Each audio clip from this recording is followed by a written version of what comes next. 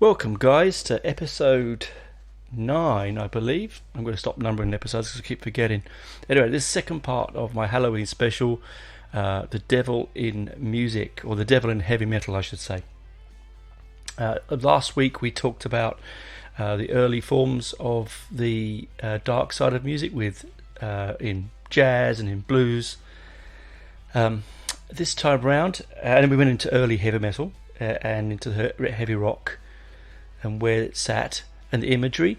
Now, as I said before last week, if you remember, if you listened, I hope you did, that it's mainly from sort of Black Sabbath up to Venom, and sort of just around the new wave of British heavy metal. The concept of a satanic side of music, or the dark side of the ghostly side of music, was all show.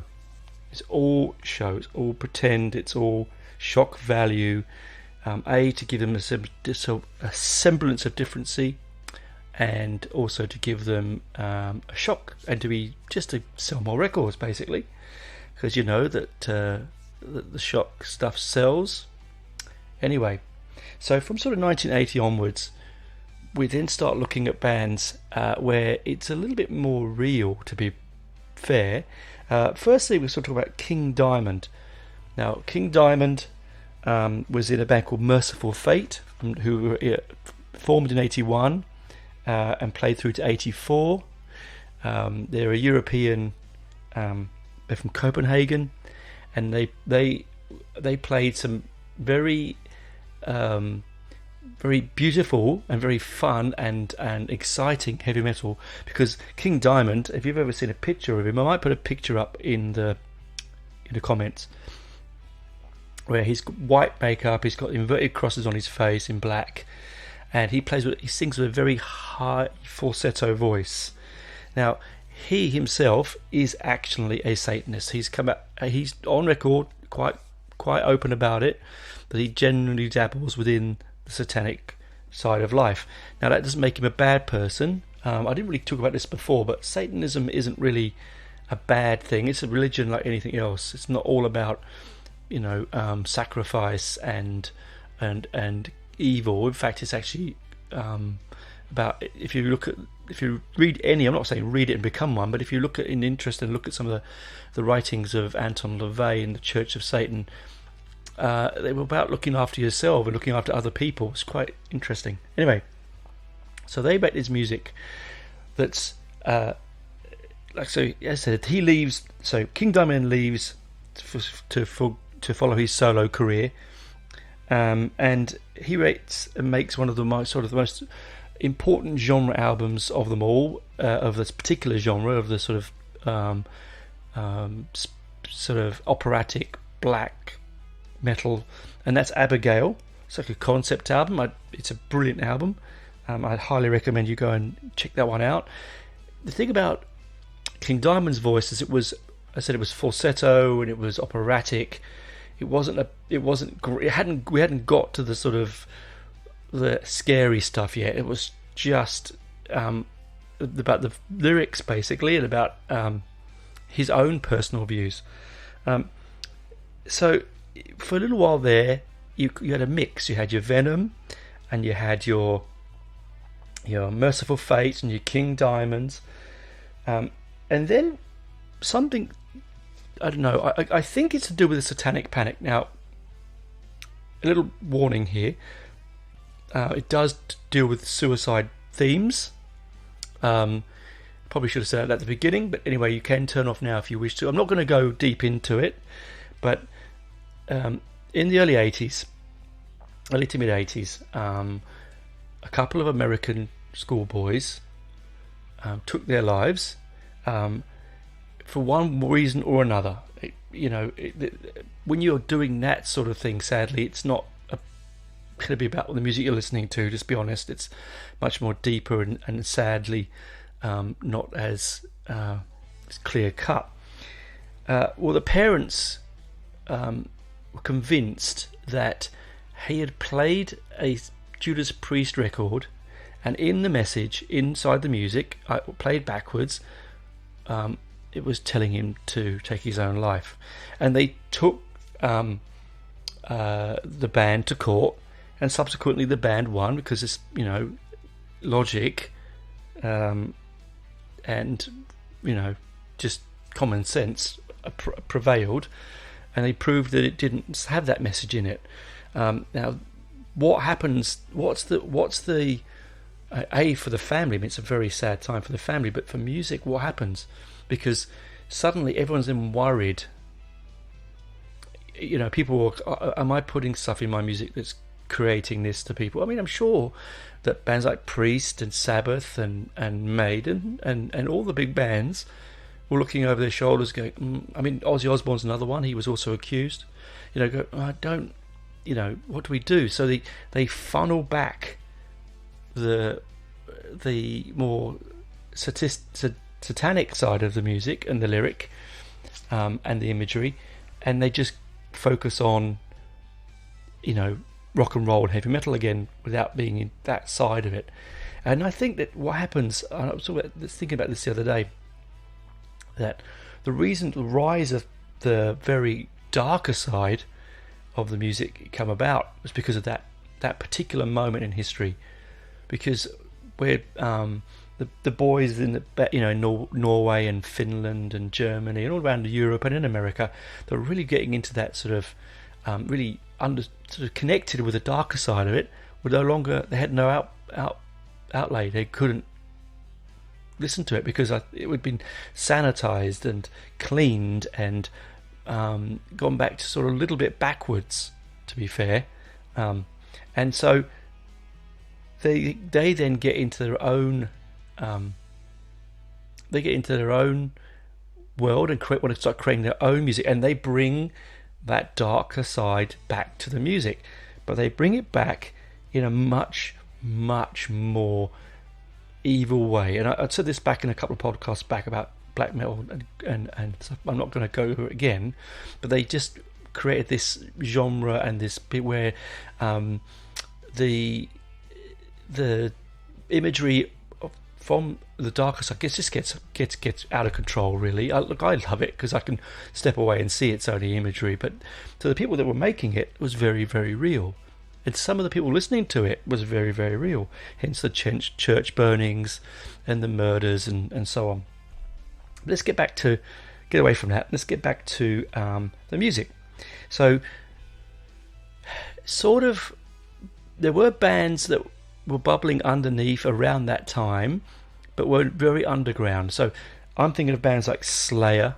Slayer's a classic example. People think, I mean, Slayer has a very, very dark image to its music, but actually Tom Arroyo, the bass player and singer, is a born again Christian. I think I think the only member of the band that was really sort of anything as angry and as vile was Kerry King. And this place, he's not listening to this, Kerry, but you've only got one solo, and if I take away your Floyd Rose Trem, you haven't got anything at all. That aside, I actually love Slayer, but I'm just joking with you there, a music joke. So you got these bands in America, so you polar opposites of the world. You've got the cold Norwegian fjord music where it's dungeness and dark and foreboding and echoing and lo-fi, and then in America you've got bands like Slayer and Death and Deicide, all from the Bay Area and Florida and Tampa Bay, making this taking like the early thrash, like the Metallicas and Megadeths and Venom, and mixing them and making this sort of really, really well made, beautifully structured, dark, stark music that's just brilliant. So not everyone is a Slayer fan. I know a lot of people aren't, but if you see them live, it blows you away. Lucky I got to see them with Hanneman before Jeff died. Got to see them, and with Lombardo on drums. Blown away. I was standing dead center of the stage, and Lombardo hits the drums. He's starting to do the drum intro into Rain of Blood, and I was physically pushed back. The only time I ever had that before was with Deep Purple. I got physically moved by the bass and the drums. But yeah, just brilliant live. And again, so these bands, park the idea of Deicide. I'm going to park them over. We'll come back to them in a minute. Slayer, for all their worth, I think musically they were more gifted than they like to be, and I think they, like Venom to some extent, and I'm going to say I love Venom, but I do. They painted themselves into a corner musically, and so if they wanted to get out and do something different, they were frowned upon and looked on as, hey, what's going on. Metallica do the same. I'm not a Metallica fan. Up to Cliff Burton's poor sad demise, brilliant. After that, not so much. I think they did the same thing when they did Lulu, and they wanted to do something musically different, and brave enough that they were, but the fans just wouldn't let them do it, and it just, it sort of, I think to some extent, ruined them. And it's how sometimes this darker music, this sort of heavier music, can trap you as a musician. I mean, punk was the same. A lot of the punk bands never really felt potential because they couldn't go beyond the three chords, the dynamic of punk and its imagery. Again, some of them did. I mean, I could name loads that did. Undertones, The Damned, Stiff Little Fingers, the Stranglers. A lot of them did. But with the metal scene, a lot of them either just faded away or got stuck in this niche. Anyway, I'm going to go and get a cup of tea. I've been talking now for 12 odd minutes and rambling. Once I'll see you on the other side. And when we come back, we're going to talk about some of the bands that I've seen and some experiences I've had, but also some really interesting stories about how and what not to do when you're a black metal band. Okay, talk to you soon.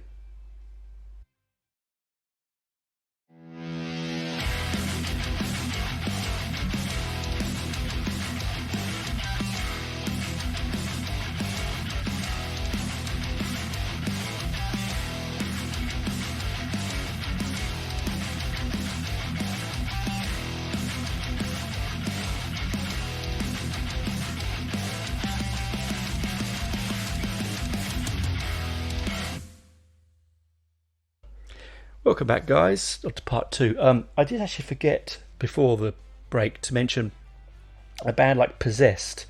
So Possessed were, I think, the sort of originators of the American sort of death metal and black metal scene.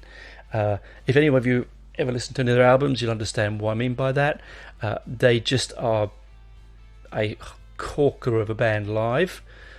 And their albums are amazing. They're mainly on Earache Records, and that's as old, isn't it? Most Roadrunner or Earache, they're the two big American metal labels. But you'll find Possessed on.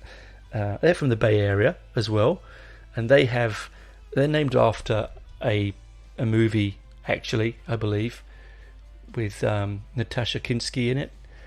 Fantastic movie. Anyway. They have their symbols, inverted crosses, devil and pentagrams, and they have songs that sort of incorporate that side, but they're also fun to listen to, whereas some of the Norwegian stuff, as I've mentioned to you before, is very impenetrable unless you're really, really trying very hard to get under its skin. It takes a bit of going. So, continuing on. So, we've moved from the mid-80s to sort of the 1990s when you got the Norwegian stuff going crazy over there, and then sort of bubbling just behind that and into from sort of mid-86, 87 onwards, you're getting your bands like your Slayers, but as I said, park this, you got Deicide, and if anyone of you doesn't know what that means, it means to kill God, okay, or a deity. Yes, lovely, isn't it?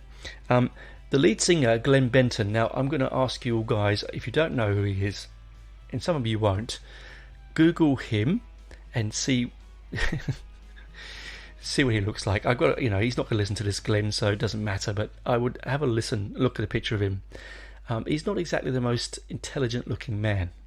Now, what he did is he burnt an inverted cross into his forehead. Yeah, okay, it's going to say it all there, doesn't it? Really, I don't care for them. I don't own any of their stuff. I have seen them live, and here's a funny story.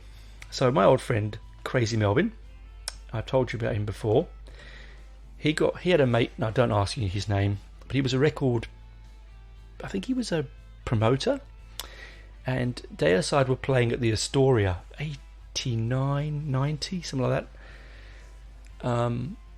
And those out there who know what tour that is, let me know, because I can't remember. Anyway, I got free tickets, and he said, "Do you want to go?" And I was like, "Well, why not? Free tickets, I'll go." We didn't get backstage passes, and I'm sort of glad I didn't really.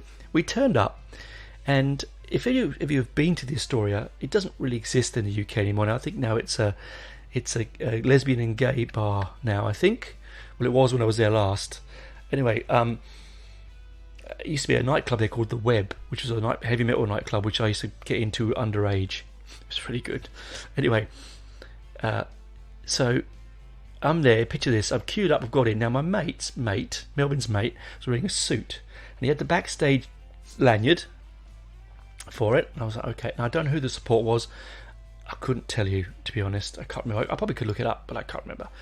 Anyway, I'd had a few beers, and we're in there, and in front of the stage was wire mesh, like completely surrounding the stage, floor to ceiling. And I was thinking, what is going on? And this is before the internet, right? This is before you could just see videos of the night before and other gigs, and you had to get your information from magazines and from second-hand sources. I had no idea what was going on. All right, and of course I'd only started really getting into this stuff because of Melvin. Now Melvin was and is, if he's still with us, I haven't seen Melvin in 20 odd years, but he was a Satanist as well. Actually, he was crazy. That's why he was called Crazy Melvin, for a reason. Anyway, he was standing there and he's giggling, and I'm thinking, what are you giggling at? What's going on? He knew what was going to happen. He just knew.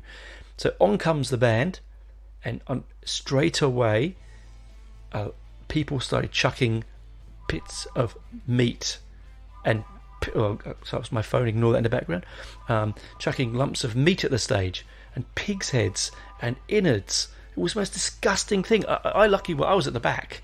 After about 4 or 5 minutes of this, I just went to the bar. I was like, well, I'm going to the bar. Like, I'll go and sit at the bar. I'll go and sit at the bar. And I just watched the band from the bar. And, musically, they left me cold. The same when I saw Cannibal Corpse for the first time and only time in Sydney. I went because my mate's girlfriend wanted to go. We went. I could have left in 30 seconds. Just because it's heavy and hard and aggressive, and I love that, doesn't mean it's good. It had no melody, it's got no soul, it's got no rhythm, it's just atonal rubbish. And that's very much the same I find with Deicide.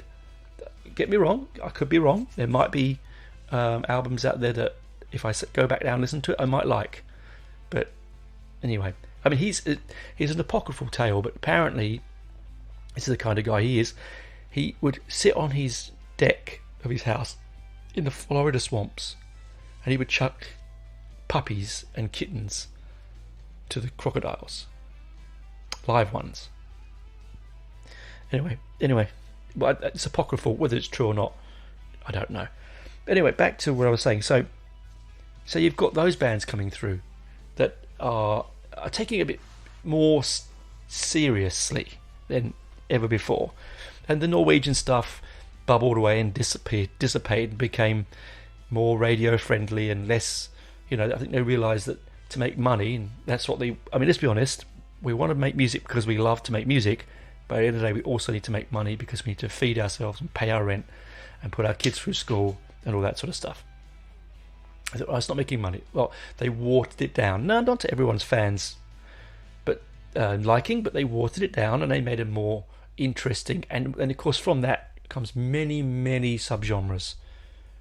Okay, you get your death metal, which is where your Day Aside and bands like that come through, Cannibal Corpse, and they're more extreme, but and so you get all these new, you get technical death and progressive death and technical black and progressive black metal and melodic death and melodic progressive technical black metal. It's just crazy, but there's all these different things, and you could find a market to make money.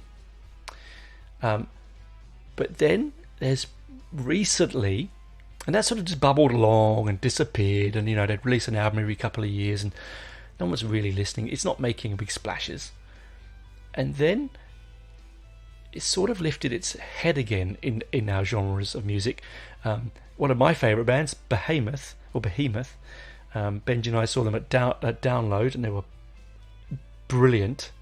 Nagel, the lead singer, he was almost imprisoned a few years ago because he was doing a tour. I mean, if you ever get to see images of Behemoth, they wear the corpse paint, they spit blood, they play very like I hate God and all these anti-Christian sentiments in their music, and they're not the sort of band you look at and go, oh, they're nice guys, I'll take them home to see my mum. They're just not. You know that they are the real thing, and they're on tour in the southern states of America, the most Christian place on earth, and they sorry, American listeners, but you're very, very religious people, and again, I'm going to put a caveat. That's up to you, man. I'm cool with that. Whatever rocks everyone's boats. We're all different, and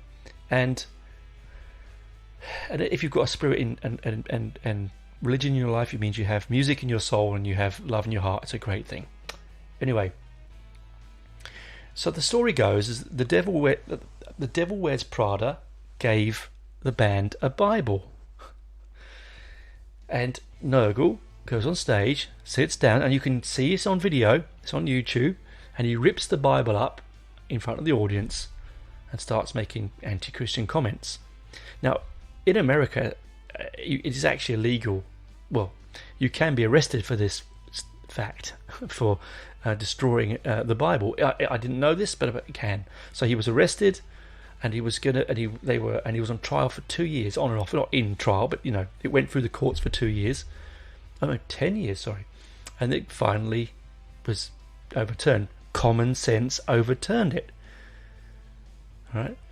So there are still bands that, even though the Satanic Panic, which I mentioned early on in the show, thinned out, it came back. So little Lucifer and the Haunted One, he bubbles his head around the music. It's not just in heavy metal though. I mean, what about probably the best post-punk band of them all, Killing Joke, and they are very spiritual, and they play around with not satanic imagery, but they do play around with pagan imagery. And that's a different story, paganism, but it's still a old form of non-Christianity and not an organised religion. And I've seen Killing Joke many times, and every time I've seen them, I've been in a trance, like a solid trance. The band starts, I don't remember it happening, and I come out the other side, and they're like, "What happened there?" And they often talk about that they themselves on stage enter into a trance while playing. It becomes very spiritual.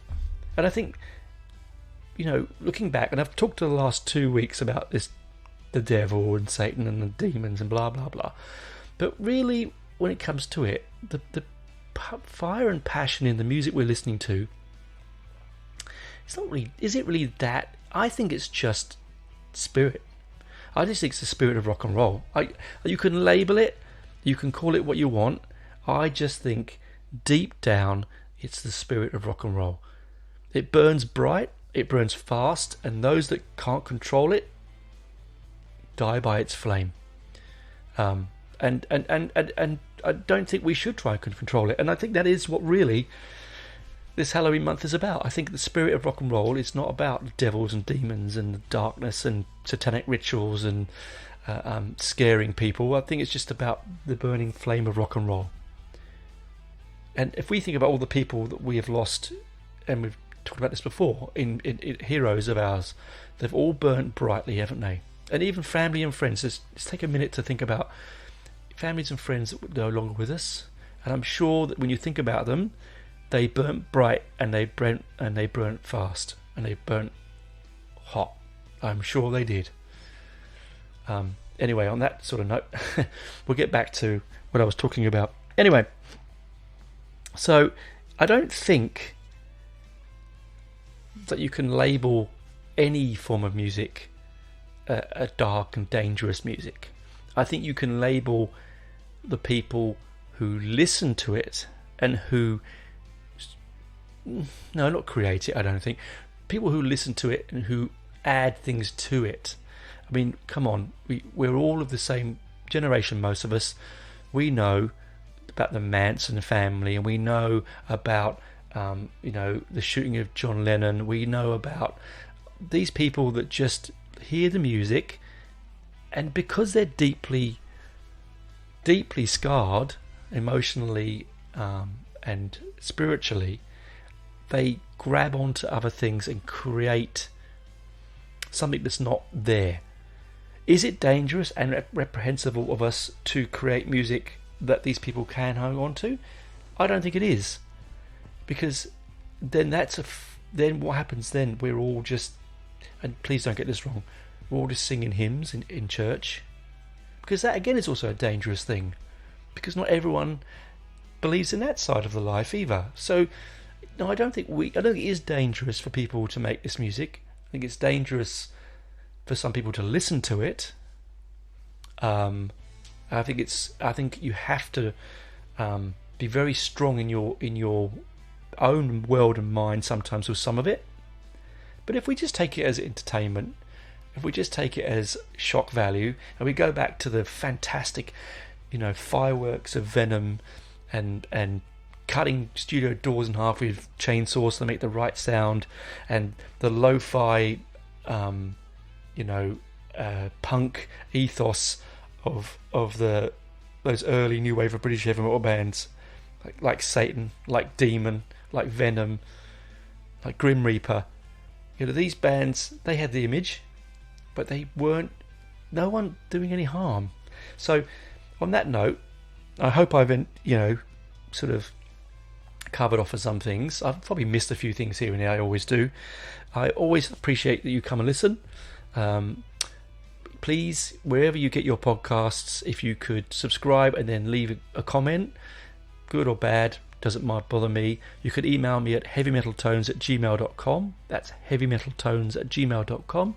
Or you can come to our Facebook page at Nwobum. That's Nwobum, yes, Nwobum, and All Things Metal. Don't ask me to spell it out. You know how to spell it. At Facebook. Anyway, it's been a great chatting these last few weeks. I'm looking forward to next week's episode. I think it'll be slightly lighter. I think I might go and we'll do a review next week. That's always fun. And hopefully we're going to get a guest on very soon to have a chat. But don't not listen to the music, please, because you think that it could do your soul any harm. Please don't look at this music because you think that it's too out there. Do give it a go. There are melodies and beauty in all of it. I think it opens our own spiritual future and our own lives if we don't pigeonhole ourselves. I've said it before at the beginning of this podcast. I listen to all sorts of music. Everything from jazz to extreme black Norwegian death metal. It's just, and everything in between. So, it depends on what mood you wake up in the morning. All right. Anyway, give it a go. Don't be scared of it. I mean, it scared me at first, but you just know when to turn off and when to know it's not real. That's not to say, sorry guys, that's not to say I don't believe this stuff is real. I'm a very spiritual person, and I genuinely do believe that there are things beyond our knowledge and our realm that we cannot see. and we cannot hear and touch that would and could do harm. Yes, I do believe in that, and I do believe in spirits and so on. That's a whole different podcast. But I don't think they're coming through to us in the music. They're coming through to us in a lot more pervasive and sort of snidey ways than just coming through your stereo when you put on some Deicide or some Possessed or some Burzum or some Emperor or some even Iron Maiden. They're just not. But I'll leave you on that note. So have a good Halloween, enjoy your month. If you're doing trick or treat, we don't do it here in this part of the world, but if you're doing trick and treat, be safe.